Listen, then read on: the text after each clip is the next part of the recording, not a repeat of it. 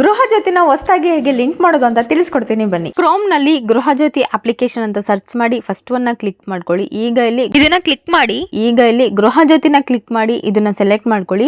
Next ನಿಮ್ಗೆ ಬೇಕಾದ language ನ ಸೆಲೆಕ್ಟ್ ಮಾಡಿ. ಇಲ್ಲಿ ನಿಮ್ಮ ಊರಿಗೆ ಸಂಬಂಧಪಟ್ಟ ಎಸ್ಕಾಂ ನ ಸೆಲೆಕ್ಟ್ ಮಾಡ್ಕೊಳ್ಳಿ. ನೆಕ್ಸ್ಟ್ ಖಾತೆ ಸಂಖ್ಯೆ ಅಂದ್ರೆ ನಿಮ್ಮ ಲೈಟ್ ಬಿಲ್ ನಲ್ಲಿ ಖಾತೆ ಸಂಖ್ಯೆ ಅಂತ ಇರುತ್ತೆ, ಅದನ್ನ ಇಲ್ಲಿ ಎಂಟರ್ ಮಾಡಿ. ನೆಕ್ಸ್ಟ್ ಆಟೋಮೆಟಿಕ್ ಆಗಿ ಬಿಲ್ ನಲ್ಲಿರೋ ನೇಮ್ ಮತ್ತೆ ಅಡ್ರೆಸ್ ಇಲ್ಲಿ ಫಿಲ್ ಆಗುತ್ತೆ.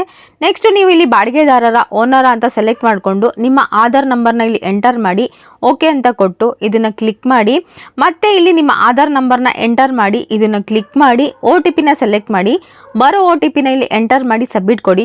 ನೆಕ್ಸ್ಟ್ ಈಗ ಇಲ್ಲಿ ನಿಮ್ಮ ನೇಮು ಆಟೋಮೆಟಿಕ್ ಆಗಿ ತಗೊಂಡಿರುತ್ತೆ. ಮತ್ತೆ ಇಲ್ಲಿ ನಿಮ್ಮ ಫೋನ್ ನಂಬರ್ನ ಕೊಟ್ಟು ಇದನ್ನ ಕ್ಲಿಕ್ ಮಾಡಿ ನಿಮ್ಮ ನಂಬರ್ಗೆ OTP ಬರುತ್ತೆ, ಅದನ್ನ ಎಂಟರ್ ಮಾಡಿ ವ್ಯಾಲಿಡೇಟ್ ಅಂತ ಕ್ಲಿಕ್ ಮಾಡ್ಕೊಳ್ಳಿ.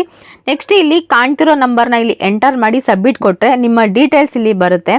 ಅದನ್ನ ಕರೆಕ್ಟ್ ಇದೆಯಾ ಇಲ್ವಾ ಅಂತ ಚೆಕ್ ಮಾಡಿ ಮತ್ತೆ ಸಬ್ಮಿಟ್ ಕೊಟ್ರೆ ಮುಗೀತು.